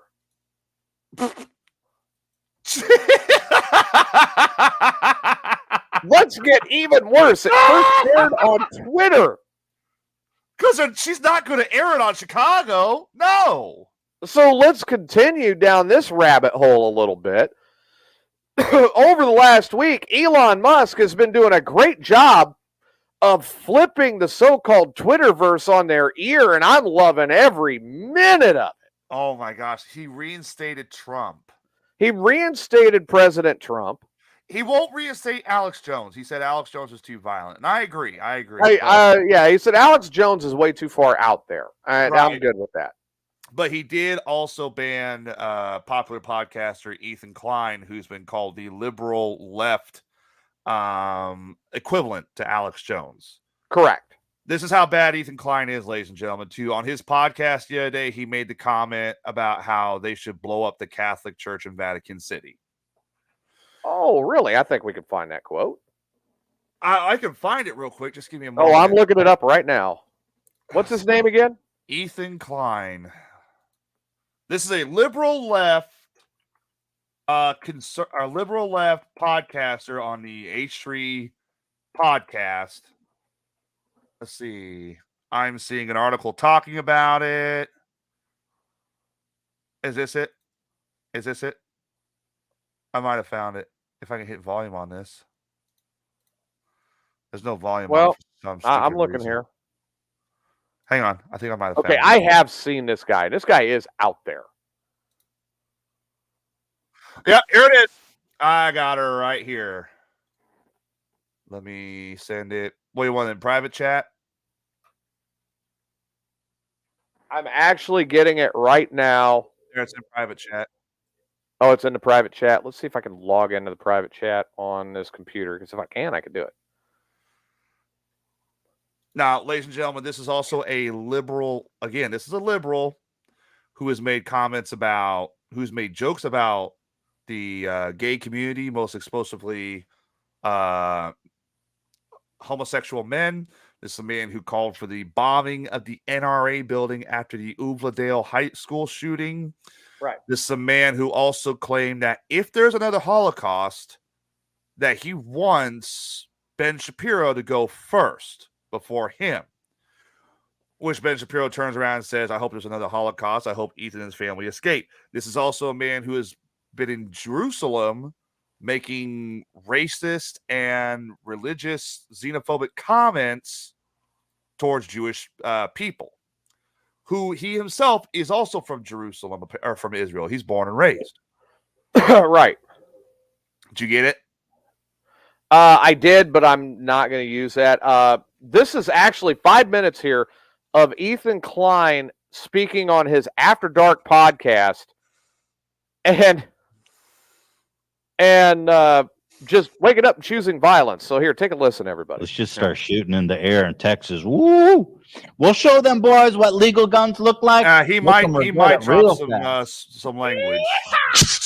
If I was in Texas right now, I go buy the craziest gun I could. Or you can buy an AR-15. You don't even need a license.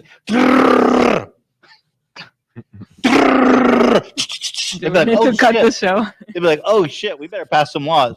I'd be like, yeah, That is not us. trying to make a point. Like it's time. Yeah, for you made a action. point. You I'll made a join. point.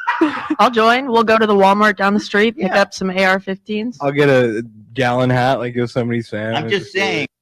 Freely. And we got to push the envelope. That's what we do. So he thinks this is funny by actually going on and saying, "Oh yeah, hey, this just happened in Uvalde. Well, let's go do it too." Yeah, now keep in mind, ladies and gentlemen, this is also the same type. By the way, we condone the language he used. Please forgive us. We'll get a Right. censored version next time. Here we go. Here's where he wants to bomb the NRA. Let's see where we get this one at. So there was a big protest outside the NRA meeting, which was good. Do we have any insight into what they're actually talking about there at the NRA meeting that's today in Texas? Someone should bomb that building. Someone should bomb that building. Yeah, can you believe that? He actually sat there and said somebody should bomb This is like a week after the. the Yeah, it was right is a after week- Uvalde. Yeah, this is a week after the Uvalde high school shooting, and he said that. Actually said we should bomb the NRA.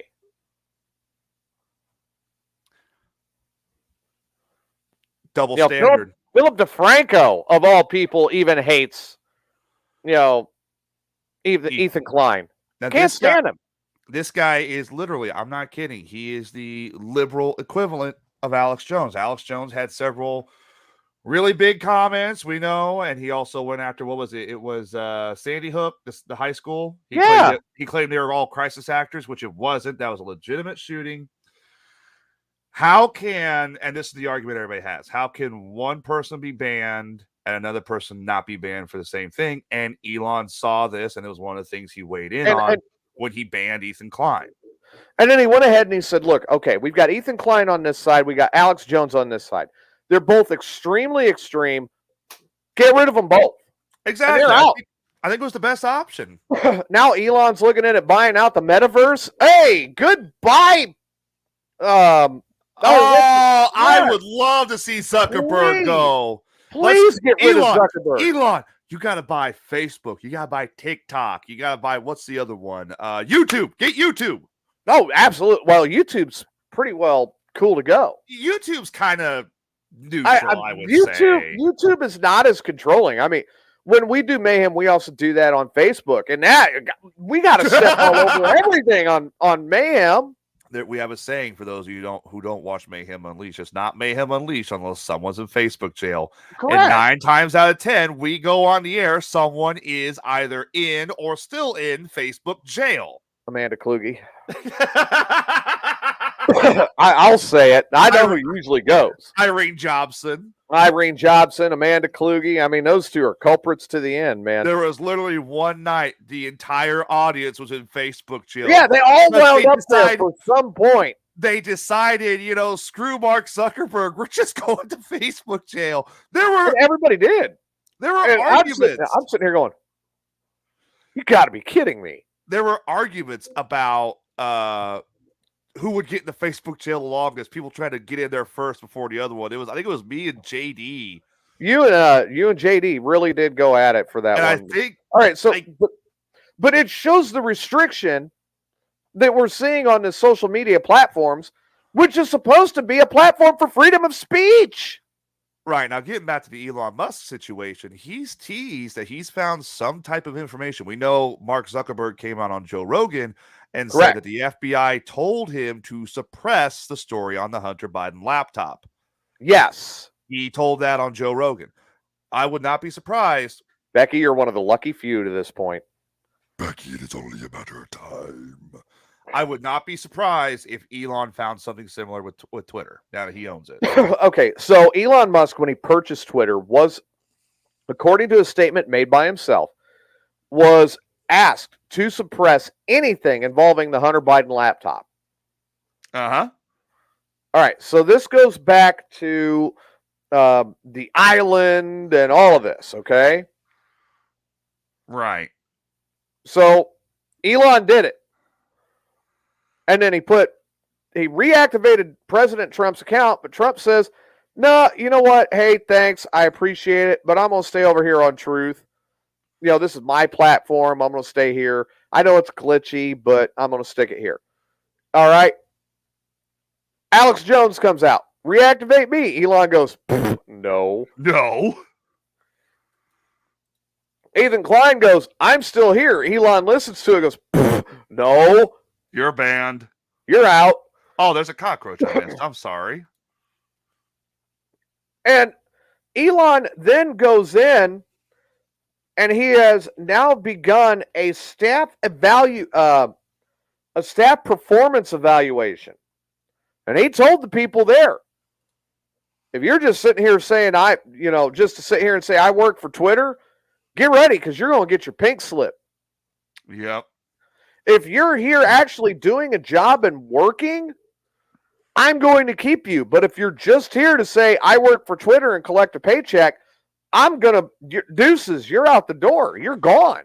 Which I guess he found out there was a lot of them who were just making way over the amount of money that they were supposed to be making because they'd only work like 2 or 3 hours a day. Then the rest of the day they're like, okay, they had, this is what I recall, this is what I've seen.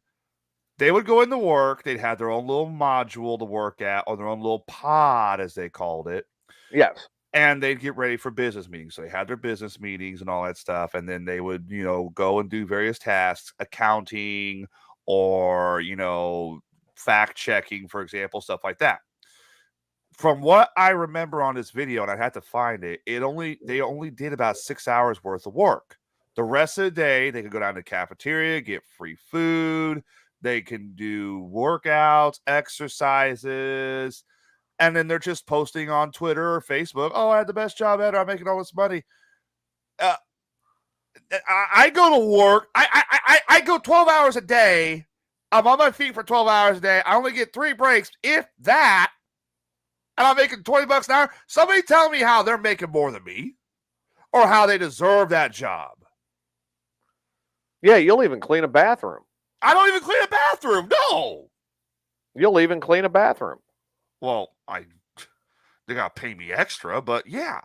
All right, so now they're really blowing up right now, and they're going insane because Elon Musk, Wednesday before Thanksgiving, said he said he was done with the layoffs for the moment.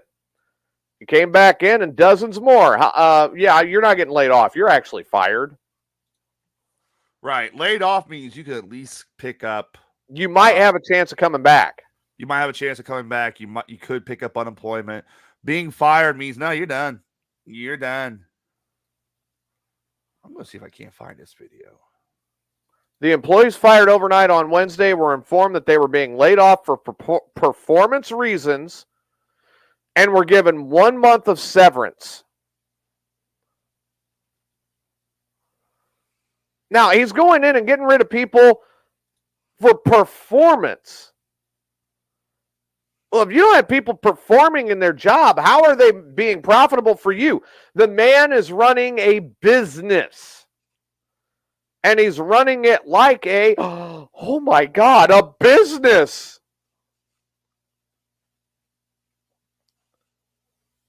So you have Twitter recruiters have reportedly tapped external engineers to work for the company under Elon Musk, and Musk has even hired a hoaxer who fooled the press into thinking he'd just been laid off from Twitter himself. That video I just sent in the chat. That is the video I'm talking about where they talk about the average day in the life of a Twitter employee. Must be really sweet. Well, yeah, and I'm sure we'll review it later. There's actually no language in that one, so. And then they complain. Yeah, 420 is right. They complain because they didn't get what they were promised. Oh, well, life sucks. Get used to it. Suck it up, cupcake. Yeah, well, I mean, in a phrase that's borrowed from my cousin, sucks to be a poodle. Sucks to be a poodle. Sorry if you cannot handle what just happened to you because you were unable to do your job in the first place, and you had to prove that you were one of the laziest people on the face of the planet, and you got fired for it by a man who is a multi-billionaire that bought the place you worked and said, hey, guess what? There's a lot on the way. I mean, the whole problem I have with this too is it really shows how toxic Twitter is in general. I mean, if you're complaining about, oh, I got fired from my job, but yet your job entitled doing nothing. That's like that, what was it, that Starbucks person who posted on TikTok, I work 6 hours a day, I can't handle this. Yeah. You could not handle a legitimate job then. You can't. And that's not like, for example, oh, it's a justice, it's a social justice thing. No, it's because you're lazy and you can't do it because you're spoiled. I will be the first to admit that there are mornings I get out of bed to go to work, and Tyler has heard me like, I did not want to go to work. I wanted to go hunting, or I wanted to do this, or I wanted to do that. I have unloaded on people over stuff I would rather be doing than going to work. But I rolled over. The gaseous content in my belly made its way downstairs to give me jet propulsion out of bed. That kind of sounded like that. Then I had to leave the room because I'm like, oh, wow. That woke you up. And that kind of woke me up. Then I drive and I get garbage coffee from Circle K. And, of course, I take the time to stir in the sugar with a Slim Jim. Mm-hmm. And then I go to work. And as much as I hated doing it, I was there. Becky does a lot of the same stuff I do. There are days where she does not want to go to work. Corey goes to work every day. There are days he does not want to go to work. 420. Hit a wall with that one. 420 works on his comedy and in his bathroom daily, and there are days he does not want to work in that bathroom. You didn't want to include me? I got to give at 5 a.m. Some months. Some months. That's tomorrow. Other months, you're up at 5 p.m. You get off of work at 5 a.m. 6 a.m. But I mean, for crying out loud, you look across the board, in any job that you work at, if you do not show up, you do not do your job, and you are not productive, there's one thing you are not going to have at the end of the day: a job. Yep. And you need to do it by their rules and their standards. They're not paying you to go in and be you. They are paying you to go in and do what they want for them that makes money. You know, it kind of makes you wonder, too, getting back to the whole Elon saying that he's found evidence at Twitter. You know, we got the Epstein files are about to be unsealed finally. Oh, man. I wonder if this, and also facing the fact that Zuckerberg admitted that the FBI told him to suppress any information on a laptop. I wonder if these three are connected, because if that's a fact, we may be sitting here one day going down a list of actors and politicians who just got arrested. All very well could. And we may be looking at some that were wrongfully accused, too. We might. You're absolutely right on that. I mean, we have had the Danny Masterson trial going on for how long now? Not even that. I mean, look at the Johnny Depp situation, for example. Absolutely. What's the other one that was falsely accused? Johnny Depp was accused of beating Amber Heard, which turned out to be fake. But the other one, not Danny Masterson. Who was it? That's going to drive me nuts. Kevin Spacey? No, Kevin Spacey pretty much came out and admitted, yeah, he did it. Okay. That's not Kevin Spacey. Danny Masterson is still fighting it. Yeah, it's been decades. And until he could get it cleared up, I mean, it cost him working on arguably probably the best show that had hit Netflix in 10 years, and it was The Ranch. Cobra Kai. Cobra Kai was originally YouTube. Stranger Things. The Ranch was better.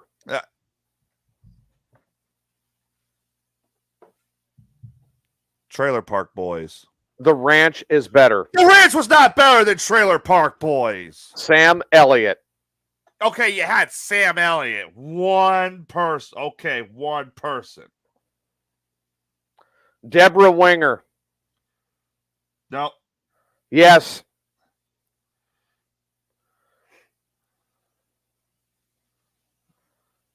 Yeah. That 70s show is getting ready to come out with a sequel called That 90s Show, and they're doing it with no Hyde because of the whole Danny Masterson thing, and Hyde made that 70s show. I didn't even really care for that 70s show when it was on the air. What? I didn't. But you like Trailer Park Boys. Yeah.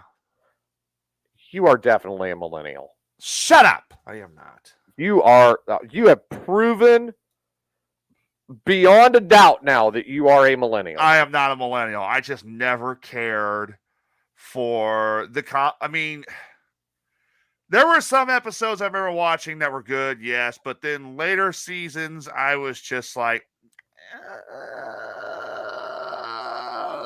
nah, don't feel like watching it. There we go. There we go. Corey says it right. Trailer Park Boys all the way, then The Ranch, then Orange is the New Black. I will agree with that. Orange is the New Black. I tried watching that one too. I didn't get into it that much. That one was difficult for me to get into. I mean, even though they had... I'll expand to the Hulu universe and take Trailer Park Boys down right now, and all I've got to do is say one word. Even though some of the people who worked on Trailer Park Boys work on Letterkenny. Letterkenny.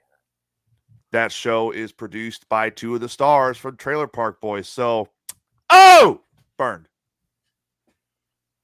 And you say you never watched that 70s show. No, I never did. All right, so 420 says Orange is the New Black is bad. I didn't get into it. I mean, I agree with Becky. That 70s show is way better than Trailer Park Boys. Becky, you shut your dang mouth. Letterkenny is much better than Trailer Park Boys. The only reason Letterkenny's good is because of Shoresy. That's it. Bet me. Huh? Bet me. Bet you. All right, chat. Get involved. Everyone who's seen Letterkenny. First season barely had Shoresy in it, and it was hilarious. Yeah, but you also know what else? You know what else also didn't have much in it? Had a main character who barely appeared in the first season? Trailer Park Boys. 420 says. Yeah, okay, you want get the one at the bottom. You want to be fair? Get the one at the bottom. Corey says. That highlight it. Thank you. Put it back on and quit being a Biden supporter. Put that thing back on. Yeah, Letterkenny was great with Wayne, Derry, and Dan. Dan and Katie. Dan and Wayne, yes. Derry, not so much. Derry's super soft birthday party. My phone's going off. Sorry. I'm telling you right now, and Bonnie McMurray. Becky,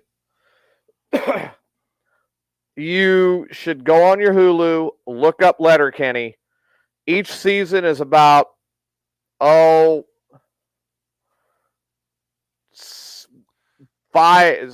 to 7 Hey, really? you need to ban that. We have a bot in the chat. I see this. Hey, it's a member from Epstein Island, probably. I know, right? It's 7-8 episodes per season. You have 10 only seasons 7 out. to 8. Those cheapskates. Those cheap bastards. Or 6 to 7 episodes per season. And then they've got season 11 coming out on Christmas Day. or the day after Christmas. All right, I've got that spammer blocked. My God, that's the first time the show's ever been spammed. Maybe we're getting good. Maybe we're getting good. Then 420 goes, they're an hour long, Dingus. Yeah, but they're 8 episodes. They're good episodes. Same thing over and over. Give your balls a tug. No, it's not. Yeah, it is. It's literally the psyche. I bet me right now. I can go watch the entire show right now. I want $1 for every time somebody says, give your balls a tug. No, I'm not doing that. Because you know I'm right. And it's not the only thing they do. You know I'm right. It is not the only thing they do in that show. It's the only thing they do on No, that it's not. Really? show. Oh, well, Really? put a bet on it. So I guess you're ready to go on down to the Dick Farm? We're trying to get syndicated. That was the name of the people. Spell it. DYKE.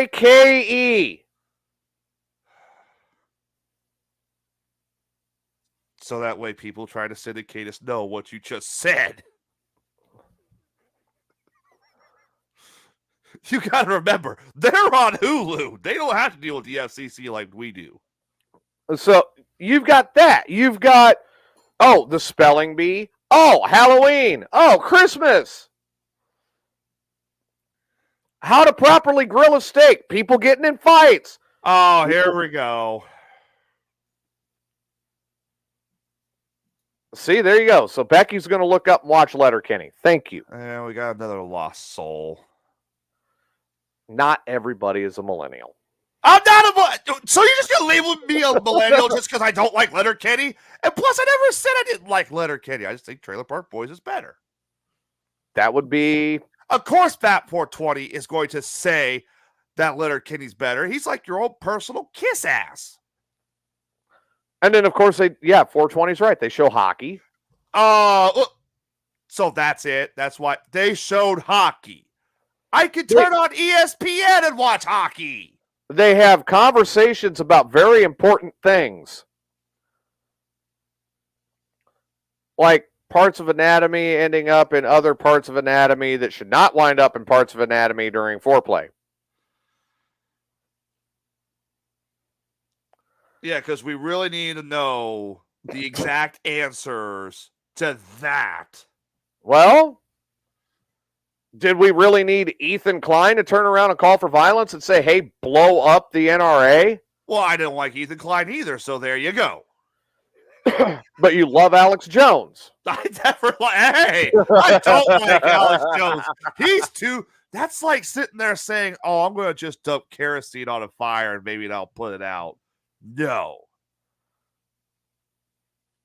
Yeah, all right. So 420 says, Trailer Park Boys is nothing but about talking about weed, drinking, and stealing in every episode. Basically, kind of like right here in America. So we kept it as serious as we could for a little bit. Hopefully we did for most of the show. We covered a lot, in my opinion. We did. Hopefully Sage will be back next week. Well, I'm hoping Sage is back next week. We're going to go ahead and keep this Sundays around 4. That's going to be the plan. Tyler, as we're phasing out, any final thoughts tonight? Final thought.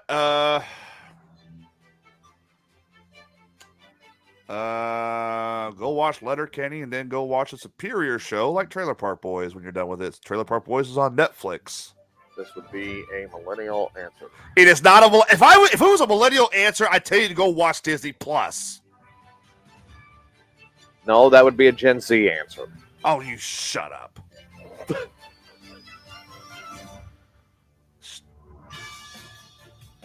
We will, and I'm going to let you guys know again, please share the link with people you know, get them to pay attention to the show. Start tuning in. We'd love to have the audience. We'd love the comments and the opinions coming in. If there's a news story that affects you during the week or it gets you, you want to hear it talked about on this program, by all means, send me, send Tyler, send Sage a message and say, and show us the news story so we can research it and talk about it. I've already actually got my mother watched today, and she said this show is. She said literally, she likes this show. Rush Limbaugh would be proud. That's what she How said. about that? So until next time, this has been News and Opinion. I am TJ Serletich. That is Tyler DeWitt. We will see you next Sunday. Good night. The liquor is in control, Randy Bobandy.